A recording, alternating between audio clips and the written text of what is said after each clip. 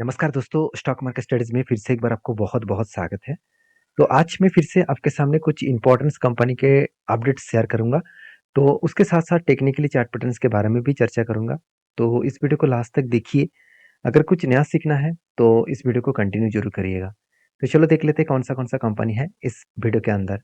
First जो company है उसके बारे में चर्चा करें, उसका नाम है बजाज फाइनेंस। देखिए बजाज फाइनेंस देखा जाए तो एक फाइनेंस ग्रुप की कंपनी है और एक एनबीएफसी भी है। इस कंपनी के बारे में एक ही बात कहूँगा कि मार्केट के वाइज कंपनी इंडिया के लीडर कंपनी है। जो एनबीएफसी इंडस्ट्रीज होते हैं और नॉन बैंकिंग फाइनेंशियल कंपनी, तो उस कंपनीज के ऊपर एक बात को आपको ध्यान रखना है कि जितने सारे एनबीएफसी कंपनी है उनमें से लीडर कंपनी ए है। और उसके बाद देखिए अभी मार्केट में रिलायंस जियो आ चुके हैं। तो रिलायंस जियो मतलब जियो का जो फाइनेंस कंपनी है वो आ चुके हैं। तो बहुत सारे लोगों का यही कहना है कि जियो फाइनेंस फ्यूचर में बजाज फाइनेंस को टक्कर दे सकते हैं। देखिए ये बात मैं इग्नोर भी नहीं करूँगा और ये बात मैं एक्सेप्ट भी नहीं करूँगा, क्योंकि बजाज फाइनेंस कोई छोटा-मोटा ग्रुप नहीं है, छोटा-मोटा कंपनी नहीं है कि वो खुद की हालत छोड़ देंगे, ऐसे होगा नहीं। और मैंने आपको ये भी बताया था कि बजाज फाइनेंस लगातार नया-नया प्रोजेक्ट के ऊपर एंटर हो रहा है। ट्रैक्टर के ऊपर जो फाइनेंस है वो भी बजाज फाइनेंस अभी ले चुके हैं। तो अभी ट्रैक्टर की इंडस्ट्रीज में भी जो फाइनेंस होगा वो भी बजाज फाइनेंस के माध्यम से भी देखने को मिलेगा। और कंपनी जो कैपेक्स खुद के ऊपर बढ़ा रहा है वो आप देखेंगे, कंपनी खुद के बिजनेस के ऊपर लगातार खुद के जो कैपेक्स है वो बढ़ाते चले जा रहे हैं। तो कंपनी ने कितने कैपेक्स को बढ़ाया वो यहाँ पे इस बार का कोई डेटा नहीं है। मैं डेटा आपको कुछ अलग जगह से दिखा देता हूँ। चलो मैं आपको यहाँ पे दिखा देता हूँ। देखिए कंपनी की जो बैलेंस शीट है वहाँ पे आप देखेंगे तो CWIP। तो कंपनी खुद के बिजनेस के ऊपर कितना पैसा लगाया, करीबन 15 करोड़ के आसपास। और कंपनी के ऊपर कितना प्रोजेक्ट मिला, कंपनी के ऊपर टोटल ट्रेड रिसीव हुआ 1600 करोड़ के आसपास। कंपनी के हाथ में कैश इक्विपमेंट कितना है, करीबन 7,500 करोड़ के आसपास। तो एक अच्छा खासा ग्रोथेबल कंपनी देखने को मिला है। उसके साथ साथ कंपनी के ऊपर जो कर्जा है वो भी देखिए लगातार बढ़ते चले जा रहे हैं। जब किसी फाइनेंस कंपनी के, किसी एनबीएफसी का कर्जा लगातार बढ़ता हुआ देखने को मिले तो एक प्लस पॉइंट के हिसाब से जरूर सोचना, एक प्लस पॉइंट के हिसाब से देखना। और इस बात को याद रखना कि इस कंपनी के ऊपर जो ग्रोथ का सिचुएशन है, जो बोरिंग्स का सिचुएशन है वो लगातार लगातार बढ़ता हुआ देखने को मिले। अभी इस कंपनी के ऊपर रिजर्व भी लगातार बढ़ता हुआ देखने को मिले और उसके साथ साथ कंपनी का बोरिंग्स भी बढ़ा।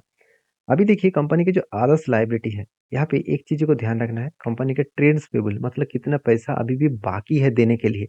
मतलब जिससे वो उधारी लिया, जिससे वो मतलब माल उधार में लिया है, तो उसको तो पेमेंट करना बाकी है।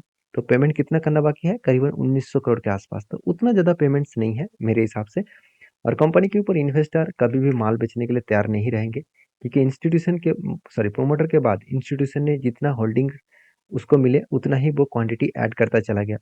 और इसके ऊपर एक चीज़ मैं आपको हमेशा कहूँगा कि कंपनी की जो ग्रोथ है आप देखेंगे, ROC एंड ROE दोनों ही आपको एवरेजली 15% के ऊपर देखने को मिलेगा। और नेट प्रॉफिट जो मार्जिन है वो लास्ट 3 ईयर्स में कितना 22% का ग्रोथ हुआ, 5 ईयर्स में 21%। और लास्ट मतलब लेटेस्ट मतलब ये जो लास्ट ईयर है, अभी सॉरी जो करंट ईयर है वहाँ पे कंपनी 27% के आसपास यहाँ पे ग्रोथ देखने को मिला। तो हर जगह पे कंपनी का ग्रोथ आपको दिखेगा। तो फाइनली इस कंपनी का जो टेक्निकली चार्ट पैटर्न बना है वो कुछ इस तरीके से पैटर्न्स बना, पहले शोल्डर बना, फिर से एक शोल्डर, फिर इसके एक बिग हेड बना, फिर से एक बार दो बार शोल्डर क्रिएट हो रहा है। तो इस तरीके से अगर शोल्डर कंटिन्यूअसली बनता गया तो सोचिएगा एक बड़ा सा मोमेंटम जर्नी हो सकते हैं। तो शोल्डर बनने के बाद यहाँ पे शोल्डर बनने के बाद यहाँ पे ब्रेकआउट होने का चांसेस है।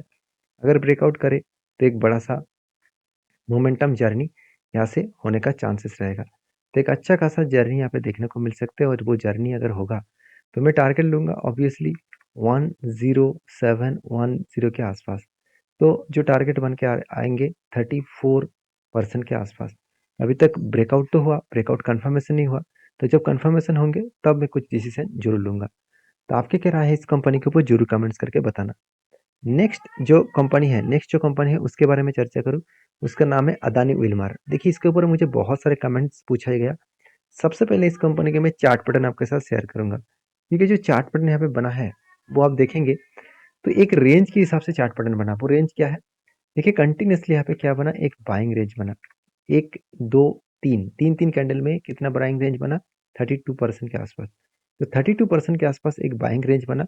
और जिस रेंज के हिसाब से देखा है तो कंपनी ने क्या किया, नीचे रिटेस्ट किया, इस जगह पे रिटेस्ट किया। उसके बाद देखिए धीरे धीरे करके ऊपर जाने का वो कोशिश कर रहा है। और ऊपर जाने का कोशिश मतलब कंपनी देखिए रिटेस्ट करने के बाद एक सपोर्ट को वो टच किया, उसके बाद एक स्ट्रॉन्ग रेजिस्टेंस बना था, उस रेजिस्टेंस को ब्रेक करके कंपनी आगे बढ़ने का कोशिश कर रहा है। अभी देखिए कंपनी टारगेट अगर होगा तो यहाँ तक अगर टारगेट बनेगा तो 32% के आसपास टारगेट बनेगा एंटी लेवल से, क्योंकि एंटी यहाँ पे हो चुके हैं, क्योंकि जब भी इस लेवल को टच किया तब एंटी बना था। उसके बाद नीचे आए, जब नीचे आए तो और भी एवरेज करने का मौका मिले। तो एवरेज में किस तरीके से करता हूँ, देखिए जहाँ पे एंटी बना है उस लेवल से अगर मुझे यहाँ पे 15% के आसपास करेक्शन दिखे तब मैं ऑब्वियसली उसके ऊपर एवरेज करता हूँ। तो इस जगह पे मेरा फिर से एक बार एवरेज है। तो एवरेज करने के बाद कंपनी धीरे धीरे करके ऊपर जा रहा है, तो एवरेज का जो प्राइस है वो मेरा अभी प्रॉफिटेबल सिचुएशन में देखने को मिले। अभी देखा जाएगा कि यहाँ तक कंपनी टारगेट करते हैं कि नहीं करते हैं। टारगेट अगर होगा तो 487 के आसपास टारगेट बनेगा, तो एक अच्छा खासा टारगेट बनने का चांसेस है। बाकी इस कंपनी के ऊपर क्या राय है जरूर मुझे कमेंट्स करके बताना। तो अदानी विलमर के ऊपर एक बेस्ट पॉइंट है, वो है कंपनी का क्वार्टरली रिजल्ट। वो लगातार क्या हुआ, बढ़ता हुआ देखने को मिले, सॉरी घटता हुआ देखने को मिले। कंपनी का रिजल्ट पहले 14,000 करोड़ था, अभी घट के हो चुके 12,000 करोड़। एक्सपेंस को मेंटेन करने के बाद कंपनी का नेट प्रॉफिट वो भी देखा जाए तो अच्छा खासा यहाँ पे ग्रोथ हो रहा था, मगर फिर से यहाँ पे क्या हो गया, ग्रोथ कम हो गया और प्रॉफिट मार्जिन जो था वो नेगेटिव में कन्वर्ट हो गया। एक अच्छा खासा कंपनी अभी सिचुएशन वाइज देखा है तो कंपनी नेगेटिव सिचुएशन दिखा रहा है। अभी अदानी विलमर के ऊपर दो पॉइंट्स आपको याद रखना है। पहली बात, कंपनी के जो कैपेक्स है, क्या सचमुच कंपनी ने कैपेक्स को इंक्रीज किया? देखिए कंपनी ने इस बार 799 करोड़ के आसपास कैपेक्स को इंक्रीज किए, मतलब कंपनी अच्छा खासा कैपेक्स को यहाँ पे ग्रोथ करा है। अभी इसका कंपनी की जो सबसे इम्पोर्टेंट पॉइंट है वो आप देखेंगे तो कंपनी जिस सेक्टर से बिलोंग करते हैं, जो कंपनी के इसका इसका जो सप्लायर्स है वो कहाँ से सप्लाई लेते हैं, आप देख सकते हैं। जो कंपनी है, जो केमिकल्स कंपनी है उससे जो सप्लाई कंपनी ले रहा है, उसके बाद डिटेल्स यहाँ पे आपको देखने को मिल जाएगा। अगर मैं कंपनी के जो मतलब रेवेन्यूज का ग्रोथ दिखा दूँ तो वो कहाँ से रेवेन्यूज मिल रहा है। देखिए कंपनी मस्टर्ड ऑयल में देखा है 10%, सोया ऑयल में 44%। कंपनी का सबसे ज़्यादा रेवेन्यू सोया ऑयल और पाम ऑयल, तो इस दोनों प्रोडक्ट के ऊपर कंपनी सबसे ज़्यादा रेवेन्यू कमा रहा है। और उसके साथ साथ आप देखेंगे तो कंपनी के जो प्रोडक्ट है, यहाँ पे सोया 5%, अदर्स 8%, राइस 9%, साथ ही साथ पल्सेस 14% एंड जो वेट है, मतलब वेट है वो कितना 64%। तो कंपनी के जो बिजनेस है वो किस बेसिस में है, आप देखेंगे तो कंपनी एफएमसी सेक्टर में 10%, इंडस्ट्रियल जो एस्टिमेट है, सॉरी इंडस्ट्रियल जो एसेंशियल प्रोडक्ट है उसके ऊपर 15% और एडिबल ऑयल के ऊपर 73%। इंडिया में सबसे ज़्यादा एडिबल ऑयल कोई बेचता है वो है अदानी विलमार, और उसके बाद कौन सा कंपनी बेचते हैं वो है पतंजलि। तो इस बात को याद रखना।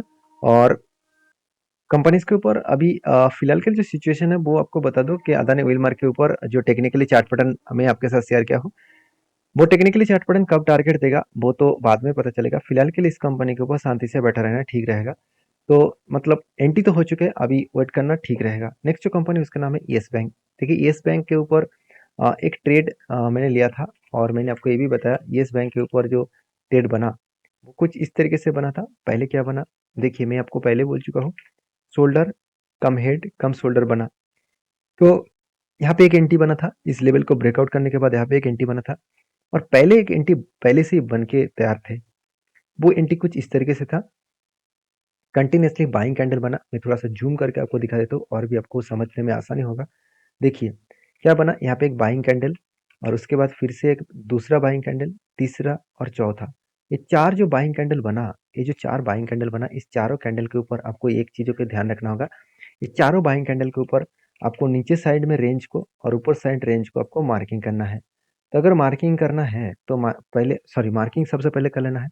एंटी कब बनेगा, जब भी इस नीचे लेवल को टच करेगा तब एंटी बनेगा और ऊपर साइड में टारगेट होगा। और मैंने यहाँ पे एंटी नहीं लिया, क्यों नहीं लिया उसके पीछे एक रीज़न भी है, क्योंकि उस टाइम कंपनी के प्रॉफिट मार्जिन में थोड़ा सा प्रेशराइज देखने को मिला। फिर भी कंटिन्यू कंपनी जर्नी अच्छा कर रहा था। और दूसरी कारण है ये जो पैटर्न्स बना वो 200 डेज ईएमए के नीचे ऊपर बना। अगर 200 डेज ईएमए मान के चलिए 200 डेज इस तरीके से कुछ परफॉर्मेंस करता और उस 200 डेज के नीचे अगर एंटी लेवल बनता तो मैं पॉसिबिलिटी ज़्यादा मान लेता। तो यहाँ पे 200 डेज कहाँ पे बना, इस लेवल में बना है, जो यहाँ पे मैं ऐड करके नहीं दिखा सकता। तो 200 लेस इस लेवल में बना है, तो इसके ऊपर एंटी बना है, तो इसलिए मैं इस एंटी को इग्नोर कर दिया। और मैंने कहाँ पे एंट्री लिया, जो कफ विद 100 पैटर्न्स बना उसके ऊपर मैंने एंट्री लिया। और फाइनली क्या हुआ, फाइनली टारगेट को अचीव किया, और जो फास्ट जो एंट्री था रेंज ट्रेडिंग का, वो भी टारगेट को अचीव किया। तो कहने का मतलब है कि आप कहेंगे सर आपका तो वो ट्रेड लेना चाहिए था। देखिए वो ट्रेड इसीलिए नहीं लिया क्योंकि रूल्स को हमेशा फॉलो करके चलना पड़ेगा।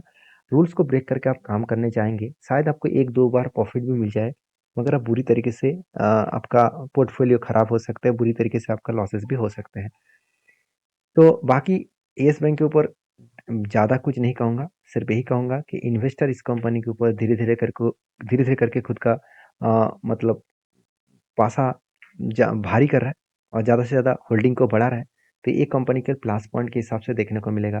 अभी येस बैंक के ऊपर जो कैपेक्स है उसके बारे में चर्चा करूँ तो क्या सही में कंपनी के ऊपर कुछ कैपेक्स को बढ़ा चुके हैं? नहीं, कंपनी कुछ भी कैपेक्स को यहाँ पे इंक्रीजिंग नहीं किया। और देखा है तो कंपनी के जो फाइनेंशियल डिटेल्स है उसमें देखेंगे तो कंपनी का आरओसी में जो नेगेटिविटी था वो फर्स्ट टाइम पॉजिटिव में आया, और नेट प्रॉफिट जो नेगेटिव में था वो फर्स्ट टाइम पॉजिटिव में आया। तो यही सबसे बड़ी बात है येस बैंक के लिए। नेक्स्ट जो कंपनी है उसके नाम Kaushalya infrastructure development corporation limited. तो कौशल्या इंफ्रास्ट्रक्चर डेवलपमेंट कॉरपोरेशन जो लिमिटेड है, इस कंपनी के बारे में एक बात याद रखना, इस कंपनी अच्छा खासा एक ग्रोथेबल कंपनी है, और इसमें आगे बढ़ने का पॉसिबिलिटी भी अच्छा खासा देखने को मिल जाते हैं, और मतलब पहले मिल चुके हैं। जिस तरीके से कंपनी रिटर्न दिया, आप देखेंगे कंपनी रिटर्न आपको अच्छा खासा धमाका जैसा दिया। तो ये सारी चीज़ों देखकर आप निवेश मत कर दीजिएगा। इसके ऊपर आपको एक चीज़ याद रखना है, कंपनी जो अनाउंसमेंट किया वो है स्प्लिट का। कंपनी 12 तारीख को आपको स्प्लिट दिया, और कंपनी का फेस वैल्यू 10 था, वो अभी 1000 बनने वाले हैं।